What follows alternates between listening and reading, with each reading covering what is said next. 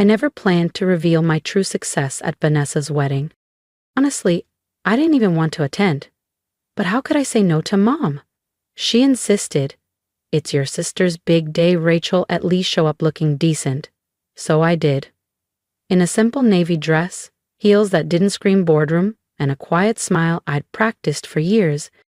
The Grand Plaza Hotel was as over the top as expected. Crystal chandeliers glittered like icicles above, long tables overflowed with roses and candles, and waiters floated through the crowd with trays of champagne. Vanessa had always been obsessed with appearances, and this wedding was her masterpiece. I stayed near the back of the ballroom, close to the marble columns and far from the spotlight. That was always my place in this family, present but never seen. From across the room, I could hear bursts of laughter and clinking glasses as guests congratulated Vanessa, the youngest VP at Sterling Industries and now the bride of Ethan, co-son of the CEO himself. My mother found me, as she always did, just when I thought I'd be left alone. "There you are," she said, her voice sharp as her perfectly tailored dress. "Why are you hiding back here? People have been asking about you." "I'm just taking it all in," I replied lightly, sipping champagne. Her eyes flickered over my outfit. "You look fine," she said, lips pursed.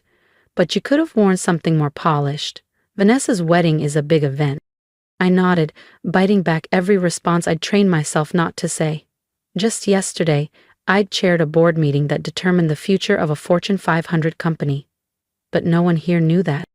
As far as my family was concerned, I worked for a small consulting agency. Nothing serious, nothing impressive, and that's how I liked it. Until tonight. Mom sighed dramatically. "You know, consulting is okay, but it's not success. Not like what Vanessa's done. VP at Sterling before 30, marrying into one of the most powerful families in the industry? That's success." I smiled politely, feeling the weight of the antique locket around my neck, my grandmother's, the only person who ever believed in me when no one else did. "Sure, Mom," I said. "That's one kind of success." She didn't hear me. She was already turning toward the crowd, already drifting back toward Vanessa's spotlight, and I stayed in the shadows. Just for a little longer. Because the spotlight? It was about to shift, and no one, especially Vanessa, was ready. "Rachel." Her voice boomed across the ballroom. Vanessa, flawless in her custom-designed gown, glided toward me with a champagne flute in one hand and Ethan, her brand-new husband, in the other. "Still hiding in corners at parties?" she asked, her smile sharp. "Some things never change." Ethan chuckled, clearly amused by the dig. "She told me you still work at that tiny firm. What's it called again? Rainbow Consulting or something?" "Aurora," I corrected calmly. Vanessa waved her hand dismissively. "Right, that boutique one. Still doing small business workshops and freelance stuff? That's cute." My fingers tightened around my glass, but I kept my tone even.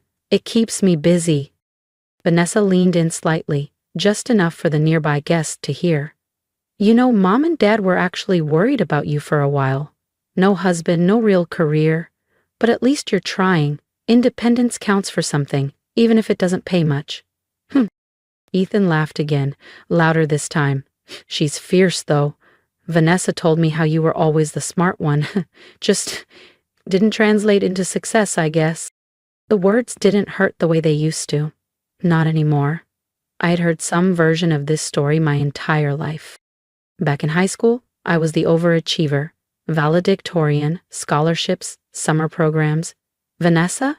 She barely scraped by.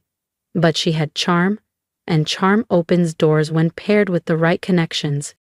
Dad made some calls, got her an entry-level job at Sterling, and from there, she climbed. Not because she was the smartest in the room, but because the room had already been set up for her. Meanwhile, I was told to be realistic. "Ambition is great, Rachel, but someone has to do the smaller jobs. Not everyone can be a leader." That's what they used to say. Even now, Vanessa was playing her role, the golden child, the prodigy, the center of attention. And I was still the other daughter. She clinked her glass against mine with a bright smile. "Well, here's to you, sis. May your little company bring you joy, if not money. I smiled back. Oh, it does, I said, more than you know. Because what they didn't know was everything. As the night wore on, the ballroom glowed warmer, richer, the champagne flowed freely. Guests laughed louder, voices blending into a hum of celebration. And at the center of it all, Vanessa radiated like royalty, soaking in every compliment, every admiring glance. Then came the moment she'd been waiting for. She stepped onto the small platform near the band and tapped her glass with a spoon. The room quieted. I just wanted to thank everyone for coming tonight, Vanessa beamed, especially since someone very special is joining us shortly. Richard Cole, the CEO of Sterling Industries, has agreed to stop by. He never attends employee events, but she shrugged with mock humility. I guess I'm not just any employee. Polite applause followed, a few murmurs of admiration. Vanessa descended, glowing with pride. Richard is here because he values what I bring to the company, she whispered as she passed me. Some of us are actually making things happen, you know. I didn't reply. Because I did know. I knew exactly why Richard Cole was coming. He hadn't returned my emails for weeks. He was too busy trying to get a face-to-face meeting with my company's CEO. I had delayed, strategically, letting the pressure build, letting them sweat. He didn't know the CEO he was chasing would be standing in this ballroom, right now, wearing a navy dress. And then, it happened. The double doors swung open. A hush rippled through the room like a sudden draft. Richard Cole entered with quiet authority, tall, silver-haired, perfectly tailored, the kind of man who didn't need to raise his voice to command attention. Vanessa straightened instantly, tugging Ethan beside her. She looked like a student preparing to meet the principal. But Richard didn't look at her. He scanned the room, and his eyes locked on me. A flicker of surprise, then recognition, then something else. He moved forward, brushing past Vanessa and Ethan without a glance. Mr. Mitchell? He said, extending his hand with genuine warmth. I didn't expect to see you here. Dead silence. My family froze. My mother's glass hovered mid-air. Ethan looked from Richard to me and back, confused. Vanessa's smile faltered like a candle in the wind. I accepted his handshake. Richard, I said with calm precision, good to see you. His smile widened. We've been trying to get on your calendar for weeks. If I'd known you were attending this wedding, I'd have sent the proposal here. I could feel every eye in the room turn toward us. Vanessa's wedding had just become my stage.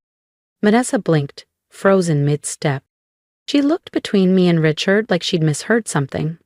Wait, you two know each other? She asked, her voice rising slightly. Richard turned toward her, finally noticing the bride. Oh, you must be the one who works at Sterling. Vanessa forced a smile. Yes, I'm Vanessa. Vanessa Mitchell. Rachel is my younger sister. There was a pause. And then, almost too casually, he asked, You didn't tell me your sister was the CEO of Aurora Consulting. Vanessa blinked again. Sorry, what? Richard frowned slightly, genuinely confused. You didn't know? He looked back at me, a little awkward now. I assumed your family knew who you were. I took a sip of champagne and smiled politely. They knew I worked in consulting. I never said more, and they never asked. Silence exploded through the ballroom louder than any music. Ethan stepped forward, stammering, Wait, you? Run Aurora? As in Aurora Consulting Group? I nodded.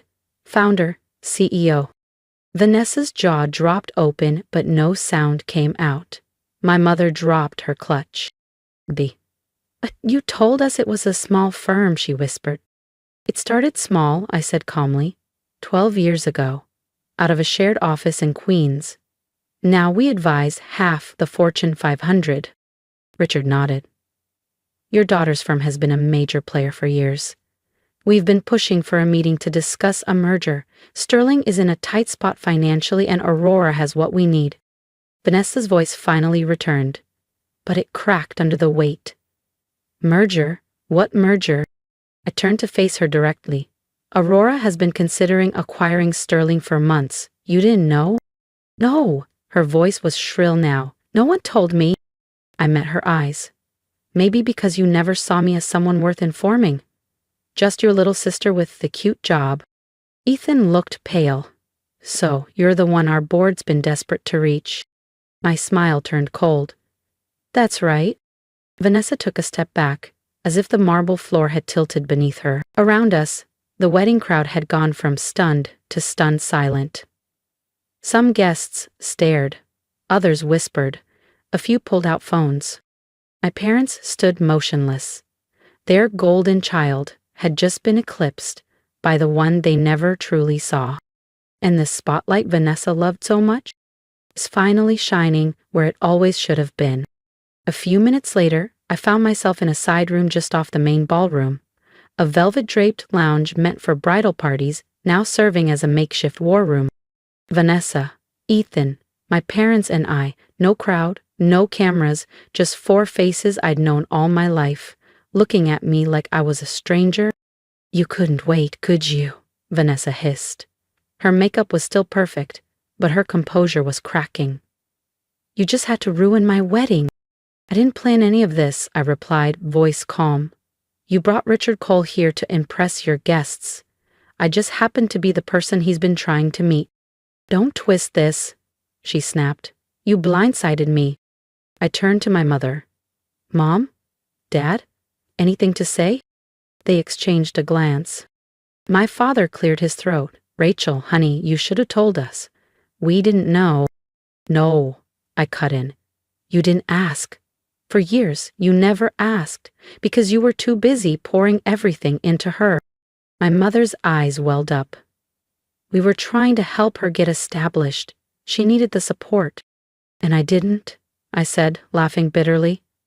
I was working 80-hour weeks, eating ramen, building something from scratch, while you co-signed Vanessa's apartment lease, funded her MBA with money from my savings account. My father stiffened. We always meant to pay you back. You never did, I said, because you never thought I'd amount to anything, and now that I have, you're scrambling to rewrite the past. Vanessa folded her arms. You think you're better than us now? No, I said softly. I always was, you just refused to see it. Ethan looked like he wanted to disappear. My mother took a shaky step forward. Rachel, we made mistakes. We were just trying to protect you. The business world is cruel, especially to women. And yet, here I am, I replied, standing, thriving, running the company that's about to save your precious Sterling Industries from collapse. The silence that followed was thicker than the velvet curtains around us. Vanessa sank into a chair, shell-shocked.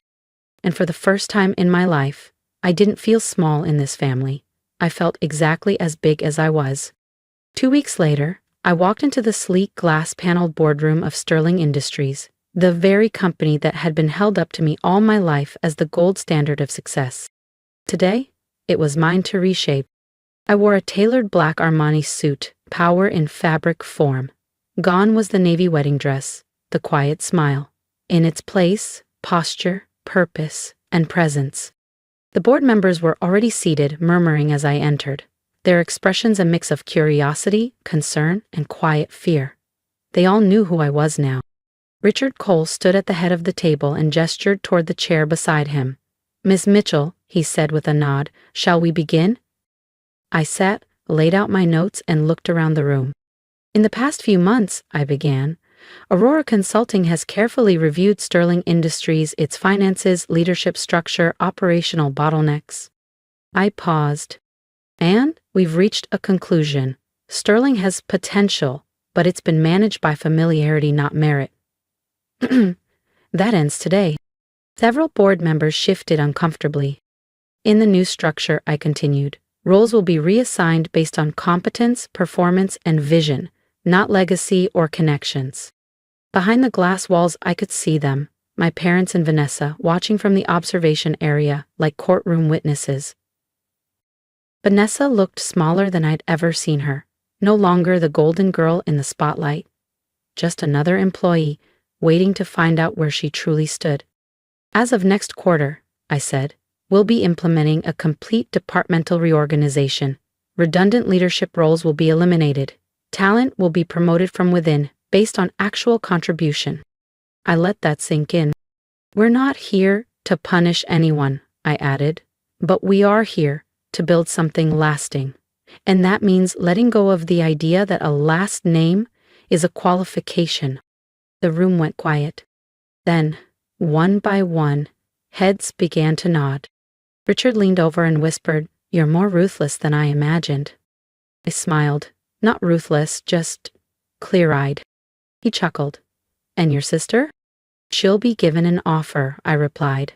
"Entry-level sales. She can work her way up if she's willing to earn it." Behind the glass, Vanessa lowered her gaze. And for the first time in this building, I wasn't the underdog. I was the architect. The next morning, the new contracts were sent out. One to Vanessa. One to my father, who apparently still held an advisory role he hadn't earned. And one to my mother, who had insisted for years that Rachel just doesn't have the business instincts her sister does. None of them responded for 2 days. On the third day, Vanessa showed up at my office. Gone were the designer heels, the smug smile, the air of invincibility. She wore simple flats, her hair in a loose bun. She looked real. For once. "Do you mean it?" she asked. "Entry level? Starting over?" I nodded. "That's how it works at Aurora. We build from the ground up." Her voice cracked. "I don't know if I can do that." "Then don't," I said gently. "You have a choice." She looked down, then back up. "I want to try. I don't want a handout. I want to be good enough. On my own." It wasn't an apology, but it was something. Later that week, my parents came in. Not to grovel, not to scheme. Just to talk. My mother's voice trembled as she said, "We were wrong. About so many things. But mostly, about you." I didn't offer forgiveness. I didn't need to. What I needed was truth, and now I had it. The rest, I could live without. That night, alone in my office, I pulled open the top drawer of my desk. Inside was my grandmother's locket. I opened it, revealing the tiny note she had written when I was just 23, struggling, broke, and unsure if any of this would ever work. Success isn't about who believes in you at the end. It's about who you believe in at the start. Yourself. She had believed in me when no one else did. Now, the world believed too. But that wasn't the victory. The victory was that I'd never needed their belief to begin with. As I looked down over the city's skyline, I realized something profound. All those years of being underestimated didn't break me. They built me. I wasn't the family disappointment. I was the storm they didn't see coming. And I had only just begun. If you've ever been underestimated, by your own family no less, you know how much it takes to stay silent and let success speak for itself. I'd love to hear from you in the comments. What would you have done in my place? What would you say to someone who's still being dismissed for dreaming big? Let this story be your reminder. You don't need permission to build the life you deserve. Believe in yourself, even when no one else does. And if this message resonated with you, don't forget to like, share, and subscribe. More real stories are on the way.